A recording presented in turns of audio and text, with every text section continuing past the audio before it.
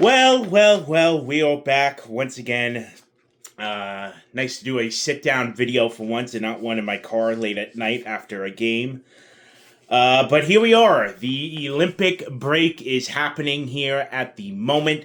We got the Devils representatives over in Milan right now doing their thing, and wanted to come on here and give my thoughts on this wacky season that is unfortunately not going to end pretty.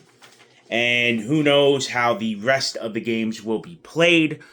Welcome back to the channel, everyone. My name is Trevor, and today I have notes, back with the notes, for the Devils Olympic break report. And I'm going to do my best here to break stuff down, give my thoughts on a few things on this season so far. So, with the league on break, I think, what are we about? Another week?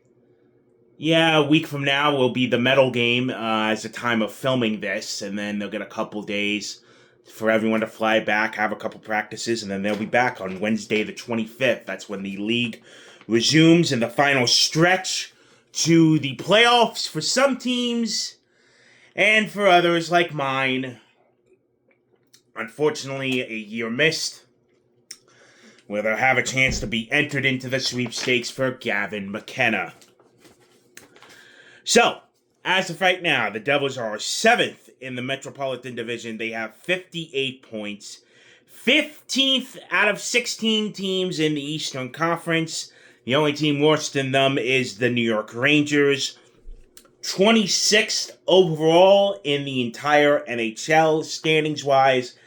And for those curious, a 2.5% chance to make the playoffs as of this moment. Not the worst odds. There are teams that have worse odds than us, but I think it's pretty safe to say there will be no playoff hockey in New Jersey this season. If I could describe this season, it's been a roller coaster from hell, and it's not stopping anytime soon. In fact, I'm going to have a little demonstration here. This is my friend, Gangle. If you watch the Amazing Digital Circus on YouTube, you know exactly who this is. And you see how Gangle is happy here. Very happy. This was me at the start of the season. All happy. An 8-game win streak, top of the Eastern Conference, everything going swimmingly. But then it turned, and the happy masks turned. If I could set it up here quickly, efficiently, there you go. Oh no, we're sad, we're crying. There you go, fix it a little bit, there you go. Sad, crying, just... Ugh. Pain and sadness. That is what this season has become for the Devils. Started off so swimmingly, so wonderful, and dang it. Oh, what are you gonna do? It sucks. It really does suck, and I'll break it more down as I go through this video. They have scored 143 goals this season. That is out of all 32 teams, that ranks 30th among the 32 teams, so near dead last in goals scored. 175 goals against, 17 out of 32, so middle of the pack in terms of goals against. And here's the big one, folks. Goal differential. A negative 32 goal differential, which marks them 30th out of 32 teams in the NHL. So, not scoring enough to justify the goals against. One of the worst offensive teams in all situations. 5v5, special teams, power play. It's disgustingly bad how inefficient this team is on offense and in terms of scoring and finishing. 20.8 power play percentage in terms of their successful rate on the power play. They were converting at a 20.8% rate. That is 15th in the NHL. I laugh at that. There is no way it should be that high, but I digress. It is a oh man, a powerless power play to say the least from this team. 79% on the penalty kill, which ranks 19th. They started out great. If you remember early on in the season, they killed, 21 straight penalties at a point? And then it's just been downhill.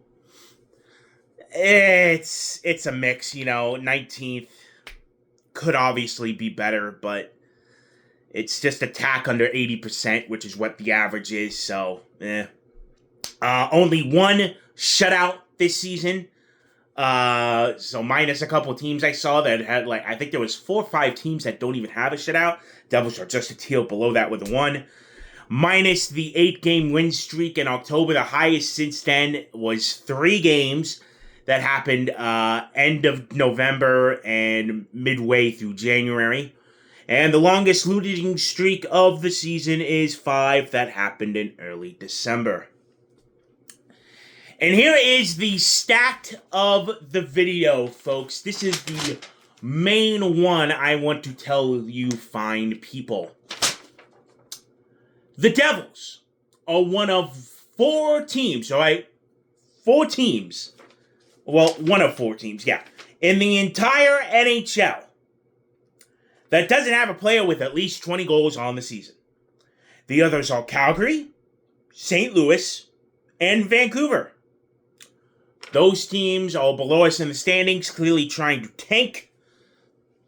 And this was a Devils team, as I pointed out, that was first in the Eastern Conference on November 1st. The teams I listed have been bad since the start of the year. Oy, oy, oy. It's painful. It's frustrating. And I look back at the videos I have been making, again, with the demonstration here, of how I was so happy at the beginning of this season, and then it's just all gone to shit. This team was clearly a pretender, not a contender. The 8-game win streak, I hate to use the word fraudulent, but the evidence shows that's what it was. It was a fraudulent win streak at the time. And I don't understand how you could go from that to this. This to that. And a lot of people are going to pin where the season turned with the Jack initial injury. The one at the restaurant in Chicago where they had the team dinner. I'm going to take it I'm going to go a little further than that. Because even though the Devils were still playing good at that point,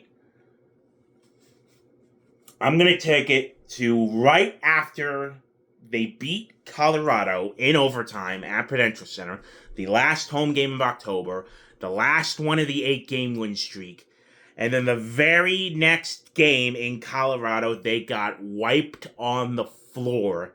I think it was 8-5 it ended up being, but the Devils were already down 5-0 when they started to score goals. And the very next day, Tom Fitzgerald had the audacity to sign Jacob Markstrom to that already horrendous extension for 2 more years at $6 million a pop. And he is without a doubt the worst goaltender in the NHL this season. The stats back it up. Ugh. And then they go through California, losing 2 of 3. Come home, beat Montreal. They beat Pittsburgh in a shootout. Lost to the Islanders in overtime. And then they won in overtime in Chicago. Then the Jack injury happened. Beat Washington. Lost to both Florida teams. And it goes on from there. So that stretch in November is where the season turned from good to bad. And the part that sucks the most is that from that point until mid-January, the Metropolitan Division, and hell, the Eastern Conference was as tight as can be. It was there. They just had to play consistently good hockey. And they failed to do so because it's a mixture of things. The system is bad. Sheldon Keefe.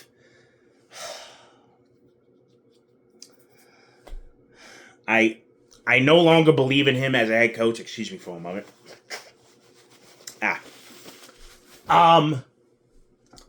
Obviously management, front office, and then the guys just aren't playing for their coach. It sucks. And you want to know why they're not playing for the coach and the system is whack is because look what the guys are doing in Milan right now for the Olympics. You look at Jack for Team USA. He scored yesterday at the time of filming. Already has a couple assists. Timo and Nico killing it for Team Switzerland, who, by the way, I think they could make a run to a medal game because they're playing for Kevin Fiala now, who went down with a nasty injury, and his season is done, unfortunately, getting injured at the Olympics, which, even from a non-Devils perspective, sucks and is the one thing I was worried about with the guys going back over for the Olympics, but I digress. The two guys who are struggling the most, Jesper Bratt, who got benched for Team Sweden, and Markstrom, who got yanked for also Sweden, but them two are obviously haven't been performing well this year, and neither have the rest of the guys, but Bratt and Markstrom are two of the top for what they are being paid and what we expect them to be. So, I'm going to go now into the team itself as a whole. Nico Hischier leading the team in points. He has been for most of the year. He's doing his thing. I cannot argue about Hischier. Some people want to trade Nico. It's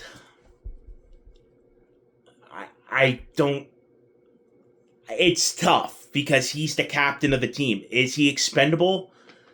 He's a part of this core, but if you think you could get a good return for him, I don't know. Maybe do you consider the idea of trading a Nico? I'm just putting all this stuff out there based on what this season has done and probably a new general manager who's going to come in and has a lot to clean up. Jesper Bratt, I've never been a particular fan of Bratt. I don't know. I think he gets overrated a lot. Drafted in the 6th round. I mean, good for, 6th rounders making their way into the NHL is really, I'm sorry if I'm stumbling here. I'm just trying to find a good way to describe it. 6th rounders to the NHL. That's a great deal. But for what he's being paid, it's not showing for me. Yeah, he has 41 points, but, again, the leading goal scorer, Nico, has 19 goals. Bratt has 13. Timo only has 14. These are the guys I'm seeing who have played most of the games this year. Mercer, who's an Iron Man, but he ain't a goal scorer. There's no legit scoring on this team, and it goes back to the first point I made. 143 goals scored this year, 30 out of 32 teams. There is no legitimate goal scoring. They had a legitimate goal scorer, as I've said multiple times, Tyler Toffoli. They had him a couple years ago. And unfortunately, that was a year the team sucked. Trade him away at the trade deadline because you didn't want to lose him for nothing in free agency. And you got a bag of hockey pucks for him. And look at what the San Jose Sharks are doing. The San Jose Sharks have passed the New Jersey Devils in terms of rebuilding. Because they have a proactive general manager And they were bad for a few years. I know a Sharks fan. I know a couple of Sharks fans, actually. They were bad for many years. And look at what they're doing now. They got a far superior number 1 pick to Nico Hischier and Jack Hughes. And that's no offense to both of them. But Celebrini is a true franchise number 1 pick. And he is going to be dominant for a very, very long time. And that's the guy you build around. And they have other great pieces too. And it goes back, to that trade a couple years ago between the Devils and the Sharks for Timo Meier. I still don't think it was a bad trade. For what the Devils needed at the time, they were going in. They got their player. And they paid him rightfully, but the contract isn't matching what he's been producing. Only 14 goals. 14 and 14. 28 total points. A minus 20. I know plus minus is not the best of stats, but still though. It's just... They took a risk. And, they traded guys away. Mecca Medulin now is on the defensive core. I know that. Fabian Zetterlund is no longer there. He's in Ottawa. They flipped him. And there were a bunch of other pieces as well. I'm forgetting them. But...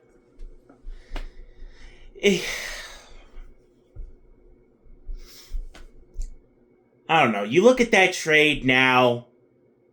I still like the trade. Clearly, it hasn't worked. And Timo's being paid a lot of money.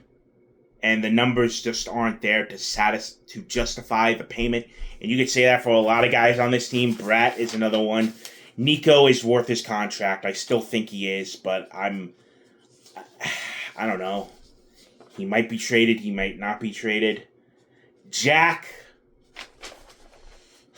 Oh, Jack. Jack. I mean, it comes down to health for 86. Plain and simple. And I remember bringing it up. I brought it up multiple times. It all comes down to health for Jack Hughes. When he's out there, he can play with the best of them. When he's not, and what he has been doing ever since he came back, clearly the injury is still affecting him. I think they rushed him. It's rough. It's really rough. And the fan base has had it. Even the casual fans have, I think, finally seeing the writing on the wall of this team is this core and this team, the front office, the coaching, everything. It's just not it.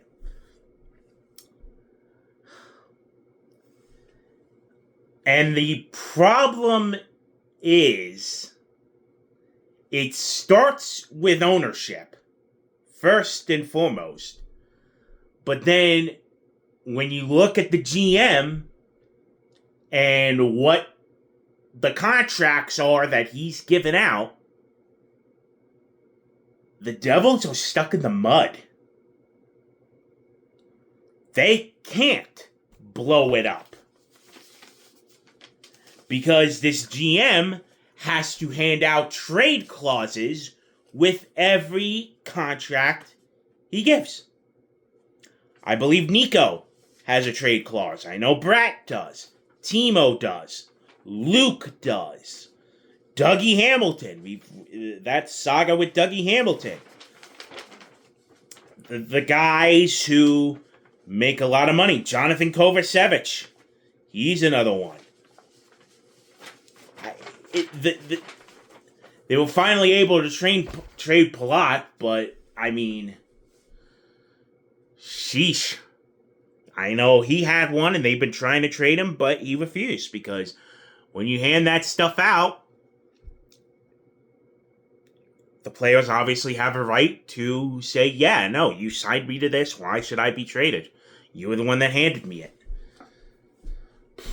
So the Devils can't really just go full nuclear and go complete rebuild. They're stuck with what they got. They played their hand. And this is what they got in front of them. So it's tough. I think the GM will be gone. I think Fitzgerald will be fired. Eventually, at least I think he will be. But here's what told me that they do not care to make changes. That 9-0 loss to the Islanders. After that game, that is when you got to do something. Fire everybody. But the next morning, a morning skate happened back at the Rock. Business as usual. Everybody was there. Everybody watched. Really? That just showed me they don't care. Nobody cares in this organization. And again, it starts with ownership. But they clearly do not care enough to make moves. They say they're going to reassess after the season ends. I don't know why. This season isn't going anywhere. They're going to trust that the guy in charge at the trade deadline for what? He might buy. He just bought into a 33-year-old center. What was it? Bjugstad, I think? Yeah, Nick Bjugstad. Yeah. You just bought into him. Why? Why are you buying? I don't understand it. I really, really don't. This season has been a major wake-up call to this organization. And the fan base has fucking had it. They really have. And now they are at an impasse. And who knows what's going to happen. My deepest concern is that they go, we don't care. Everything will remain the same. And they'll just go from there and make it look like nothing is even wrong and everyone stays around.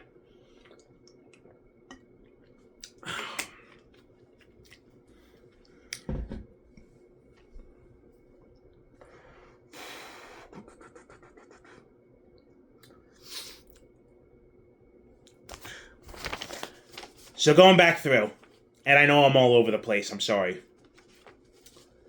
There's only 2-3 guys on this team that I like right now, and I think could be a part of this team's future.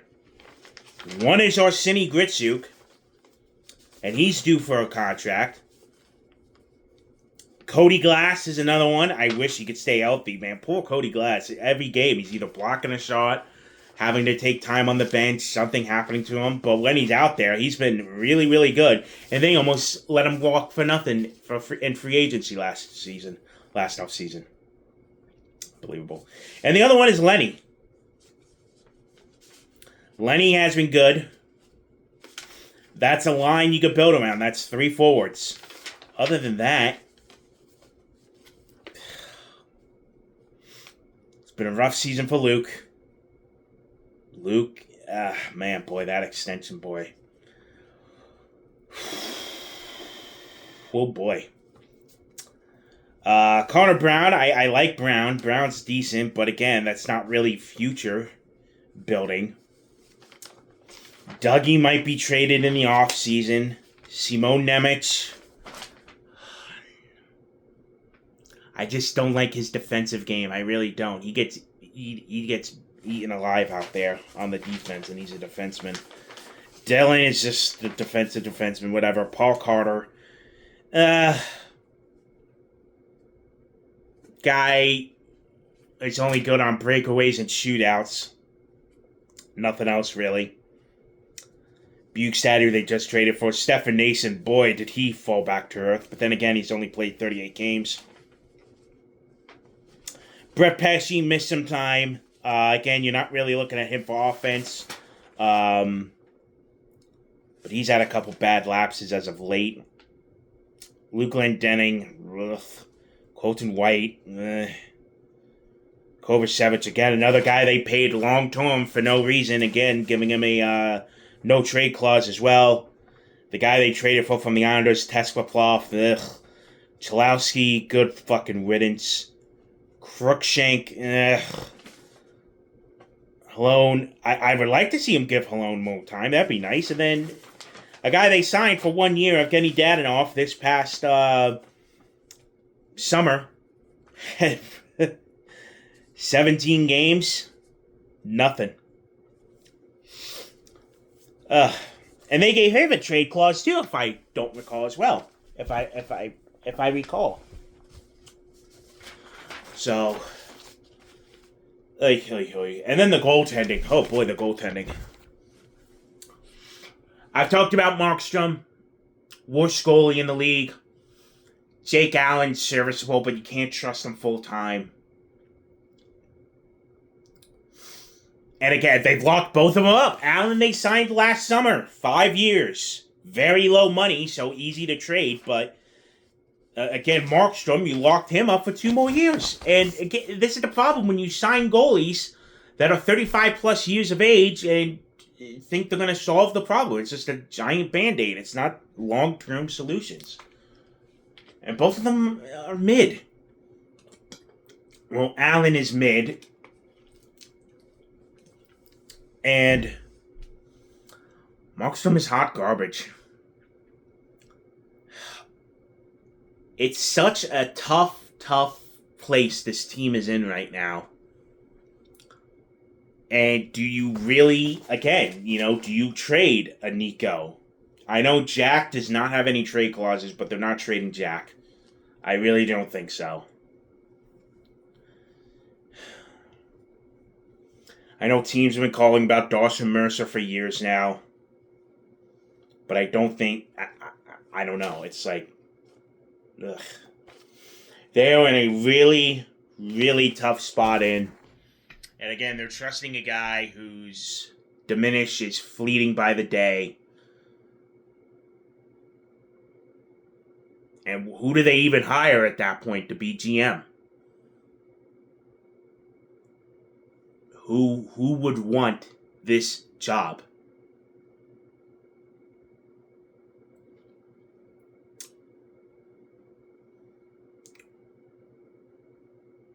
I thought this season, I thought they would make the playoffs based on last season, but I don't know. Again, it was right there for the taking for them. The Metropolitan Division was there, and now it's not. It's long gone.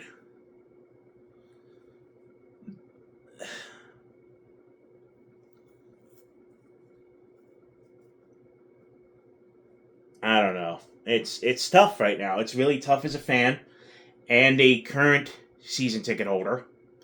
Renewal is all going on right now. I have made a decision for next season. I'm not going to tell it right now on camera. I'll wait. I'm going to wait. You'll find out. I'll release it publicly after the last home game of the regular season on my decision for next season.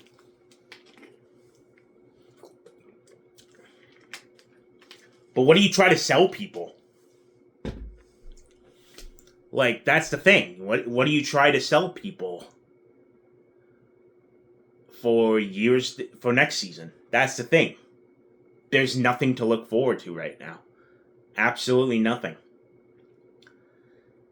And going to these games, it's a hassle more than anything at this point. It's no longer fun to be at, It's not even the fans, other teams' fans taking over the arena, whatever. But it's just poor poor hockey. And it feels like they're just skating to skate. But then I look at the Olympics and I see Timo and Nico going off for Switzerland. Jack's doing well for Team USA. I guess he's healthy now. What do you know?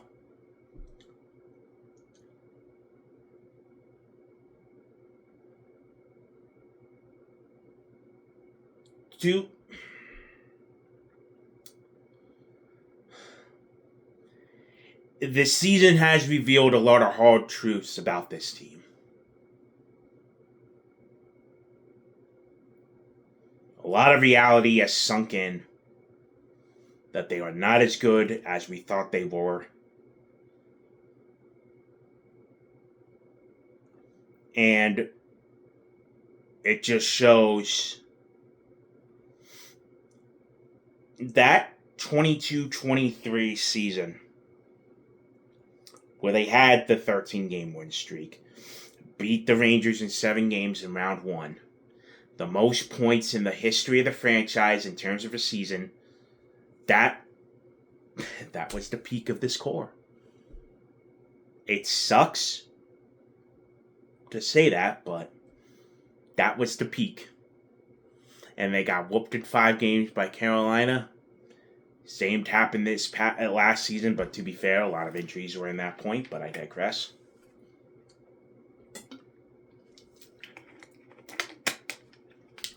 And even last season, again, right after the holiday break, right after the Christmas break, that's when...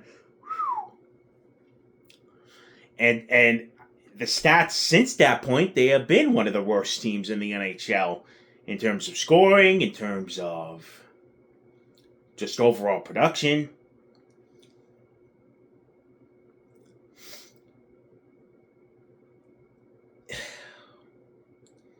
You look at the Florida Panthers, and what did they do? They traded Jonathan Huberdeau for Matthew Tkachuk. Matthew Tkachuk. There you go. Finally got it out. And that was like a whoa trade. Yeah, people thought Calgary won that trade initially. The Devils need that type of move. You know, and who do you do? Is it a Nico? Is it a Bratt? You know, I don't think it's Jack. I really don't. And, you know, you go back to the Quinn Hughes thing. Is Quinn really going to come here now? After this? Devils might be better offloading Jack and Luke. But, I mean, if that happens, you know, you're going to lose the fans. But, again, you need to do something. You got to shake things up. And they are strapped with restrictions and a GM who's very inefficient at making trades. He is not a proactive general manager of when changes need to be made. Again, look at when Jack went down in November. What do you do? What did he do? Just call someone up from the AHL. Why? Go out and make a trade. Go out and do something. You just lost your best offensive player. But now let's just call... who was it? Who did they call up? What was it? Angus Crookshank? Like, really? That's your big move? Oh. It's terrible. There's no good prospects to speak of. The Utica Comets are shit. It's just, there's nothing positive to look forward to about the future of this team. They might need to pull a San Jose Sharks, really. Just go a few years in the dark. Retool. And then you go from there. It's tough. It sucks. Because we went through 10 years of this shit. And we're right back to square one. We're right back to square zero. But hey, at least the Rangers are going through the same fucking thing, am I right? uh, to wrap this up, I listen to the Steve Dangle podcast a lot, and it's funny how they speak of Toronto, and they're going through similarities. And I'm like, oh, that's kind of like the Devils, really. Us at Toronto are sort of the same thing. Now, granted, I know Toronto has made the playoffs more, but they've only made it past the first round once in those years. And now they're realizing, oh, their group of guys might not be enough to do it. Now, I think those group of guys are better, and it's not just a Sheldon Keefe thing. But they're going through hardships up there. They're going through decisions. And they made a coaching hire the same offseason as us with, I hate that I'm blanking on his name. Because the Devils weren't on him, too. I didn't think I'd be bringing this up. God damn it. Craig Berube. There you go. Finally came to me. But yeah.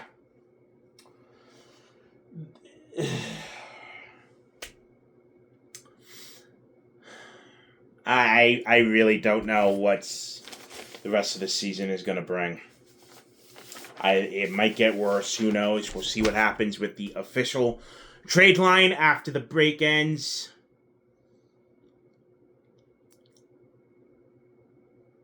Here's my thing, because I see this a lot too. To wrap this video up, you can't just fire one and keep the other. If you're gonna make a move, it has to be both. You can't just keep one guy and keep and fire the other. So it can't be a fire the coach and keep the GM or fire the coach. It has to be both. You have to start fresh and get rid of the front office, let all of them go. And people say, oh, Marty Brodeur, put him in an advisory role or something. I don't know. You could find some position to keep him in the organization, but you got to make change. You have to literally get the broom, clean the house, get rid of the trash. Everybody in this organization who makes hockey move decisions. But I don't think ownership's going to do it because they don't have the balls. Because they would have, if we had people who cared. Again, look at the Islanders, 9-0 loss, and now nothing happened the very next day. They kept it as is, business as usual, and that's what I'm afraid of. And clearly ownership doesn't care, but hey, Prudential Center, the 9th top, 9 out of 10 I saw in revenue generated by USA Today or the billboards, what I don't know, for music and concerts. Yay! Whoopee! They don't care about the fucking Devils, man. They really fucking don't. When they bought Prudential Center back when it was, I think it was 2015, the Devils were the side piece of the deal. They always were. They always have been. And this is what the problem is when you have an ownership-based group that has a bunch of different franchises. And it's... The Devils need a Steve Cohen. You know, I make a baseball reference there to the Mets, who I know I'm a Phillies fan, haha. But the Devils need that type of guy. They need that type of owner. Solely focus on the franchise. And they don't have it. They never will. And maybe in 5-10 years from now, when HPSE sells the team, they'll be relocated, moved somewhere else, and that'll be the end of that.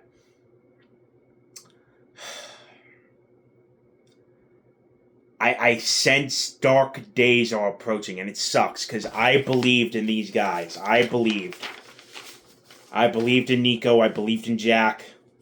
Timo, it sucks. So, that'll just about do it.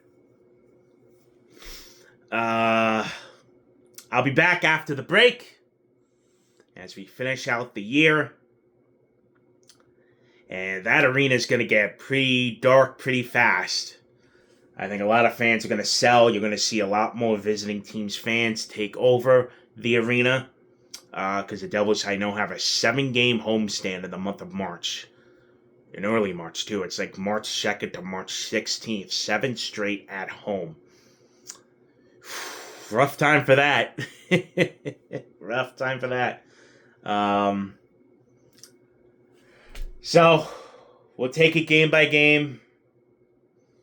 And finish this season, and who knows what will happen after that. So, that will do it for this one. Thank you so much for watching. I know I didn't really have a structure to this video, not really a pattern. It was just me wanting to get my feelings out of what this season has been so far.